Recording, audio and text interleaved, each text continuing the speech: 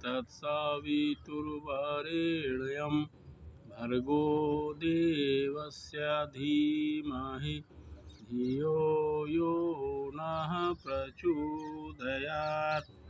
वासुदेवसुतं देवं कंसचाणूरमर्दनं देवकी परमानन्दं कृष्णं वन्दे जगद्गुरुं। वन्दे राधापदाम्भोजं ब्रह्मादिसुरवन्दितं यत्कीर्तिं कीर्तनेनैव पुनाति भुवनत्रयं पुनाति भुवनत्रयं। जय राधा माधव जय कुंज बिहारी जय गोपी जनवल्लभ जय गिरिवरधारी। बोलिए भक्त और भगवान की जय। सभी भागवत प्रेमियों को राधे राधे। आइए आज पुनः आम्र पल्लवों के साय में बैठकर भागवत रस का पान करें। हम लोग भगवान कृष्ण की लीलाओं का श्रवण कर रहे हैं। अभी हम लोग रासलीला का श्रवण कर रहे हैं। रासलीला भगवान से संबंधित जो कथाएं हैं उसका हृदय कही जाती है। ये भागवत का मध्य भाग है और भगवान कृष्ण की लीलाओं में सबसे सुंदर, सबसे आकर्षक और सबसे विवादास्पद इसलिए विवादास्पद है कि लोग इसकी गहराइयों में नहीं जाते हैं। हमारे समाज के सामने, हमारे समाज में इसका स्पष्ट करने वाला कोई नहीं है। भगवान की रासलीलाएँ जो हुई उसके पीछे कौन सा तत्व ज्ञान है।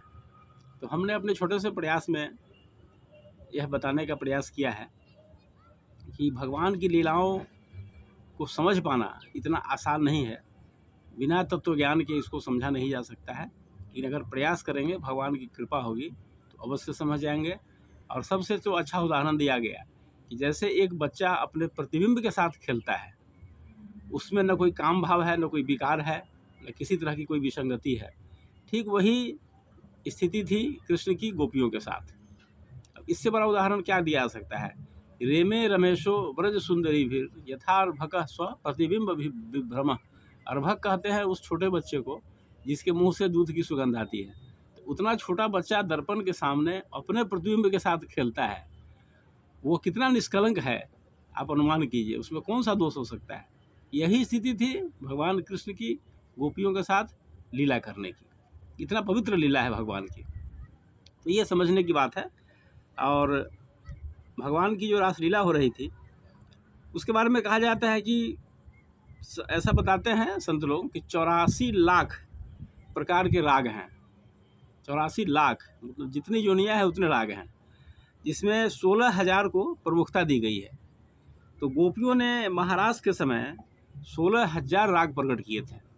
16,000 राग में गीत गाई थी गोपियों ने। बताइए कितनी विचित्र बात है। और भगवान भी गीत में साथ दे रहे थे और भगवान गोपियों की प्रशंसा भी करते थे, बीच बीच में वाह वाह कर रहे थे। जब गोपियाँ गीत गाती थी तो भगवान कृष्ण वाह वाह करते थे, ताली भी बजाते थे।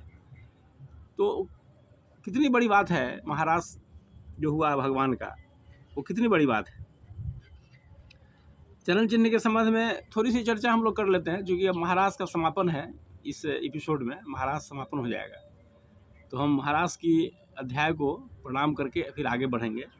इसमें कहा गया कि भगवान के दाहिने पांव में 11 प्रकार के चिन्ह हैं, बाएं में 8 प्रकार के, कुल 19 प्रकार। उसी तरह से श्री राधा के बाएं चरण में 11 और दाएं चरण में 8, कुल मिलाकर 19। भगवान कृष्ण के चरण चिन्ह का उल्टा, उनका 11 तो दाएं तो इनके बाएं में 11 है। इस प्रकार से दोनों का 19 प्रकार के चरण चिन्ह है। चरणों में 19 प्रकार के चिन्ह है। चक्र है इस तरह से जो आता है, पद्म है, इस तरह का चिन्ह उसमें पाया गया है। और उस महाराष्ट्र में 3 अरब गोपियाँ थी। ये हम लोगों को जानना चाहिए। 3 अरब गोपियाँ थी, जिनमें 7 प्रधान थी। चंद्रावली, श्यामला, शैव्या, पद्मा, श्री राधा, ललिता, विशाखा, ये 7। और 8वीं में भद्रा का स्थान है। ये प्रधान गोपियाँ थी 3 अरब में।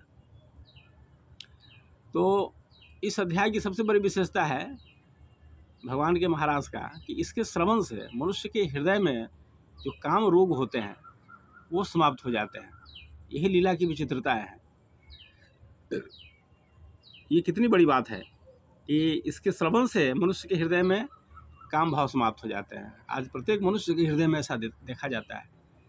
तो अगर इसको हम लोगों को बतावें, श्रवण करने का मौका दें, तो ये बहुत बड़ा पुण्य का काम होगा। ये काम ही सारे बीमारी का जड़ है। जितनी भी समस्याएं हैं सबका जड़ काम है। मनुष्य इस काम को थोड़ा सा विस्तारित अर्थ में भाव में लिया जाए कि काम का मतलब एक जो विपरीत लिंगों के प्रति आकर्षण है ये नहीं है। यहाँ काम से दोनों मतलब होता है। काम से मतलब कामना। हम अनेक प्रकार की कामनाओं से ग्रसित हैं और इसी कामनाओं में फंस करके मनुष्य जीवन में अपने लक्ष्य को भूल जाता है। तो अगर हम कामनाओं के जाल में न फंस करके भगवान की ओर अपने आप को प्रेरित करें तो हमारा इसमें कल्याण है। कामना क्या करना है, जो प्रारब्ध में होगा वो मिल जाना है। वो कामना करे या ना करे आपको मिल जाना है। यही तो विशेषता है। भगवद गीता में भी इसकी चर्चा हुई है। राम सुखदास जी महाराज ने भी इसकी चर्चा की है कि हम कामना करें या न करें, जो प्रारब्ध है वो हमें मिल जाएगा। तो फिर कामना अगर करना है तो भगवत प्राप्ति की कामना कीजिए। इससे बड़ी बात क्या हो सकती है। इसलिए ये अध्याय मनुष्य के हृदय से काम वासना का नाश करता है। सबसे बड़ी इसकी खासियत यही है। और इन्हीं शब्दों के साथ हम इस अध्याय को प्रणाम करते हैं भगवान के महाराज को। हमने कोशिश किया कि इसके संबंध में जो विसंगतियां हैं, जो दुष्प्रचार है, उससे हमारे श्रोतागण दूर हो जाएं, हट जाए उससे, दुष्प्रचार से, और भगवान की लीला का आनंद लेकर के इसका अध्ययन करें, श्रवण करें। तो इसमें कल्याण है। विशेष रूप से जो गर्भवती माताएं हैं, जो गर्भ संवाद के अंतर्गत इसका श्रवण करें तो उनके जो गर्भ में शिशु है उसको भी बहुत लाभ मिलेगा। यही विशेषताएं हैं इन बातों की। तो फिर हम आगे अब सुदर्शन और शंखचूड़ का उद्धार भगवान ने कैसे किया, इसकी चर्चा हम अगले एपिसोड में करेंगे। आज इतना ही। ओम शांति शांति शांति।